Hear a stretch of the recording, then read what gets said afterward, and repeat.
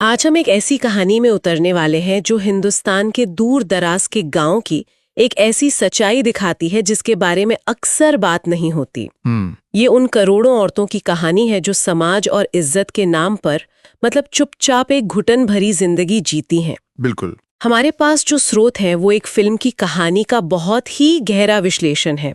तो आज हम इस सवाल की पड़ताल कर रहे हैं कि जब समाज ही एक जेल बन जाए तो आजादी का मतलब क्या होता है और इस आजादी तक पहुंचने का रास्ता क्या है। हाँ, चलिए इस कहानी की परतें खोलते हैं। बिल्कुल। और ये पड़ताल शुरू होती है गुजरात राजस्थान की सीमा पर बसे एक गांव से, मतलब बिल्कुल सूखा बंजर इलाका। स्रोत इसे एक ऐसी जगह बताता है जहां परंपरा की पकड़ इतनी मजबूत है कि बदलाव की हवा तक नहीं पहुंचती। अच्छा। यहां औरतों की जिंदगी कुछ तयशुदा नियमों पर चलती है। शादी, बच्चे पैदा करना और घर संभालना। सवाल पूछना तो वो तो बहुत दूर की बात है। तो हमारी कहानी इसी दुनिया में फंसी 3 औरतों के इर्द गिर्द घूमती है। हाँ। तो किरदारों से मिलते हैं। पहली है रानी, जो कम उम्र में विधवा हो गई थी। अब उसकी जिंदगी का एक ही मकसद है, अपने 15 साल के बेटे गुलाब उसकी शादी करवाकर अपनी जिम्मेदारियों से मुक्त हो जाना। और दूसरी है उसकी सहेली लाजो। हाँ, लाजो, जिसे उसका पति रोज पीटता है सिर्फ इसलिए क्योंकि वो उसे बच्चा नहीं दे पा रही है। और तीसरी है बिजली, एक नाचने वाली, जो बाहर से देखने पर तो लगती है कि वो सबसे आजाद है, पर असल में वो भी अपने तरीके से इसी समाज की कैदी है। यहाँ किरदारों को समझना है तो पहले उस समाज के ढांचे को समझना होगा। सही बात है। स्रोत यहाँ एक बहुत दिलचस्प शब्द का इस्तेमाल करता है, पेट्रियार्कल बार्गेन। अच्छा, पितृसत्तात्मक सौदेबाजी। हाँ, इसका मतलब यह है कि रानी जैसी औरतें खुद इस मर्दवादी सिस्टम को बनाए रखने में मदद करती हैं ताकि बदले में उन्हें थोड़ी बहुत ताकत या सुरक्षा मिल सके। जैसे अपनी बहू पर हुक्म चलाने की ताकत। बिल्कुल। ये तो बहुत सटीक बात है। मतलब रानी खुद एक शिकार है, लेकिन वो अपनी बहू के लिए एक तरह से शिकारी की भूमिका निभाने को तैयार है। हाँ, और स्रोत में इसका एक बहुत ही चौंकाने वाला उदाहरण है। कौन सा? जब रानी अपने बेटे के लिए 14 साल की लड़की जानकी को खरीदने जाती है। ओह। उसे ये बाल विवाह बिल्कुल भी गलत नहीं लगता। क्यों? क्योंकि उसकी अपनी शादी भी तो इसी उम्र में हुई थी। उसके लिए ये परंपरा है, शोषण नहीं। नॉर्मल है उसके लिए। एकदम नॉर्मल। और ये मानसिकता पूरे गांव में फैली हुई है। पंचायत का एक सीन है जहाँ एक लड़की अपने अत्याचारी ससुराल से भाग कर आती है और पंचायत उसे वापस वहीं भेज देती है। हाँ, और पता है तर्क क्या दिया जाता है? क्या? स्रोत के मुताबिक एक पंच कहता है औरत की तकलीफ से ज्यादा जरूरी उसकी चुप्पी होती है। बाप रे, इस एक लाइन में मतलब पूरे समाज का सच छिपा है। बिल्कुल। औरत का दर्द सहा जा सकता है, समाज का नियम नहीं तोड़ा जा सकता। इस घुटन के बीच इन औरतों के पास बस एक ही चीज है, उनकी दोस्ती। और रानी और बिजली का रिश्ता तो बहुत ही अनोखा है। वो कभी सौतन हुआ करती थीं। हाँ, रानी का पति अक्सर बिजली के पास जाता था, पर उसके मरने के बाद दोनों में गहरी दोस्ती हो गई। ये दोस्ती ही उनका एक तरह का सेफ स्पेस है जहां वो समाज के दिए गए किरदारों माँ, विधवा, नचनिया से बाहर निकलकर सिर्फ औरतें होती हैं। हाँ, बिल्कुल। हाँ, और इसी दोस्ती में उनकी जो दबी हुई इच्छाएं हैं वो भी बाहर आती हैं। जैसे एक तरफ लाजो है जिसकी जिंदगी में सिर्फ मार पिटाई है। स्रोत में एक बहुत ही मार्मिक सीन का जिक्र है जब रानी लाजो के जख्मों पर मरहम लगा रही होती है। उस स्पर्श में जो अपनापन और सुकून है वो लाजो ने अपने पति के हाथों कभी महसूस नहीं किया। उस एक पल में वो दोनों एक दूसरे के दर्द को इस तरह समझती हैं कि शारीरिक संबंधों की सीमाएं भी धुंधली होने लगती हैं। मतलब ये दिखाता है कि कैसे साझा दर्द एक ऐसा रिश्ता बना सकता है जो समाज के बनाए रिश्तों से कहीं ज्यादा गहरा हो। बिल्कुल। और रानी की अपनी दबी हुई इच्छाएं भी हैं। विधवा होने के बाद समाज ने तो उसकी पहचान ही छीन ली है। लेकिन फिर उसकी जिंदगी में एक अनजान फोन कॉल आता है।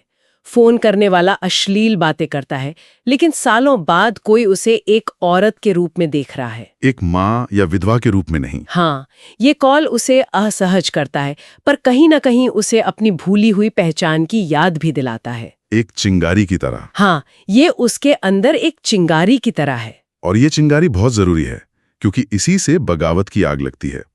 कहानी में विद्रोह की छोटी छोटी आहटें भी सुनाई देती हैं। जैसे रानी की नई बहू जानकी। हाँ, जानकी, वो पढ़ी लिखी है और इस घुटन भरी जिंदगी को स्वीकार करने को तैयार नहीं। अपनी शादी के दिन वो विद्रोह में अपने बाल काट लेती है। ये एक छोटा सा कदम है, लेकिन उस समाज में ये एक बहुत बड़ी बगावत है। वो कह रही है मैं तुम्हारी शर्तों पर नहीं जीऊंगी। बिल्कुल।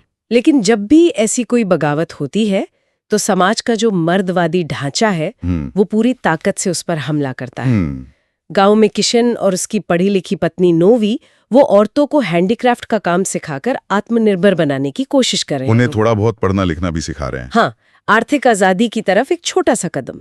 और यही बात रानी के बेटे गुलाब जैसे मर्दों को बर्दाश्त नहीं होती। हाँ। स्रोत यहाँ फ्रैजिल मैस्कुलिनिटी यानी नाजुक मर्दानगी का जिक्र करता है। अच्छा। इसका मतलब है कि जब एक मर्द को लगता है कि औरत की आजादी से उसकी अपनी पहचान और उसका कंट्रोल खतरे में है, तो वो हिंसक हो जाता है। और गुलाब को डर है कि औरतें पढ़ लिख गईं तो किताब उनके सर पे चढ़ जाएगी और वो काबू से बाहर हो जाएंगी। और उसका गुस्सा इतना भयानक है, वो अपनी माँ और गांव की औरतों के बनाए हैंडीक्राफ्ट को सिर्फ तोड़ता नहीं है, नहीं, वो उन पर पेशाब तक कर देता है। ये सिर्फ चीजों को बर्बाद करना नहीं है, ये उन औरतों की मेहनत, उनकी पहचान, उनकी अस्मिता पर हमला है। हाँ, ये उन्हें बताने का तरीका है कि तुम्हारी औकात क्या है। बिल्कुल। और स्रोत के मुताबिक यही वो पल था जब रानी को अपने बेटे में अपने मरहूम जालिम पति की परछाई दिखने लगती है। ओह। उसे एहसास होता है कि वो जिस बेटे के लिए अपनी पूरी जिंदगी लगा रही है, वो भी वैसा ही मर्द बन रहा है जिसने उसकी जिंदगी बर्बाद की थी। इतिहास खुद को दोहरा रहा है। हाँ, और इस बार वो अपनी आंखों के सामने ये सब देख रही है। ये उसके लिए एक बहुत बड़ा वेकअप कॉल था। यहाँ से कहानी एक बहुत ही दिलचस्प मोड़ लेती है। एक दिन बिजली रानी और लाजो को शहर से दूर एक पुराने टूटे फूटे किले में ले जाती है। स्रोत इस जगह को आजादी का पहला स्वाद कहता है और ये मुझे बहुत पावरफुल लगा। हाँ, वो किला एक सिंबॉलिक जगह है। वो गांव की नजरों से, मर्दों की निगाहों से, समाज के नियमों से दूर है। एक ऐसी जगह है जहाँ वो खुलकर हंस सकती हैं, गालियां दे सकती हैं और वो बातें कर सकती हैं जो गांव में सोची भी नहीं जा सकती। हाँ। वहीं बातों बातों में जब बच्चे का जिक्र आता है तो लाजो का दर्द छलक पड़ता है। और तभी बिजली एक ऐसी बात कहती है जो उस समाज के लिए मतलब एक क्रांतिकारी विचार है। क्या कहती है? वो लाजो से कहती है, जरूरी नहीं कि कमी तुझ में हो सकता है कि तेरा पति नपुंसक हो। ये तो पूरा नजरिया ही पलट देने वाली बात है। बिल्कुल। उस समाज में जहाँ बच्चा न होने का सारा दोष हमेशा औरत पे मर दिया जाता है, वहाँ ये सोचना भी एक बगावत है कि गलती मर्द में भी हो सकती है। हाँ, ये सुनकर लाजो की दुनिया हिल जाती है। उसे पहली बार एक दूसरा रास्ता दिखाई देता है। लेकिन इसी आजादी के पल में उन्हें कड़वी सच्चाइयों का भी सामना करना पड़ता है। रानी को पता चलता है कि उसके बेटे गुलाब ने बिजली के साथ भी जबरदस्ती करने की कोशिश की थी। मतलब उसका आदर्श बेटा असल में अपने बाप के नक्शे कदम पर चल रहा है। हाँ, और बिजली को भी यह एहसास होता है कि उसका प्रेमी राजू, जिसे वो अपनी आजादी का रास्ता समझ रही थी, वो असल में उसे दिल्ली ले जाकर उसका नया दलाल बनाना चाहता है। वो उससे प्यार नहीं करता बल्कि उसके धंधे का तामझाम संभालना चाहता है। बिल्कुल। मतलब तीनों सहेलियां एक ही साथ अपनी अपनी कड़वी हकीकत से टकराती हैं। उन्हें समझ आता है कि जिस पेट्रियार्कल सिस्टम में वो जी रही हैं, उसमें मर्द चाहे पति हो, बेटा हो या प्रेमी, वो अंत में उनका शोषण ही करना चाहता है। ये उनके लिए मोहभंग का चरम बिंदु था। अब चुप रहना नामुमकिन था। और यहीं से रानी का किरदार पूरी तरह बदल जाता है। वो जो अब तक पितृसत्तात्मक सौदेबाजी का हिस्सा थी, अब उस सौदे को तोड़ने का फैसला करती है। वो नहीं चाहती कि उसकी बहू जानकी की जिंदगी भी वैसी ही हो जैसी उसकी थी। वो देखती है कि जानकी का एक प्रेमी है जो उसे चुपके से किताबें लाकर देता है, जो उससे प्यार करता है। तो रानी समझ जाती है कि जानकी की खुशी इस घर में, इस गांव में नहीं है। हाँ। और फिर वो जो करती है, हाँ, वो अकल्पनीय है। वो अपना घर और जमीन, जो एक विधवा के लिए उसकी एकमात्र सुरक्षा है, उसे बेच देती है। हाँ, और उन पैसों से अपनी बहू जानकी को उसके प्रेमी के साथ भागने में मदद करती है। ये सिर्फ एक बहू को आजाद करना नहीं था, है ना? नहीं, बिल्कुल नहीं। स्रोत के मुताबिक ये रानी का खुद की जवानी में लिए गए गलत फैसलों और उस सिस्टम का हिस्सा बने रहने का प्रायश्चित करने का एक तरीका था। वो अपनी बहू को वो जिंदगी दे रही थी जो उसे कभी नहीं मिली। बिल्कुल, वो उस चक्र को तोड़ रही थी। लेकिन जब एक औरत सिस्टम को चुनौती देती है तो सिस्टम पूरी क्रूरता से पलटवार करता है।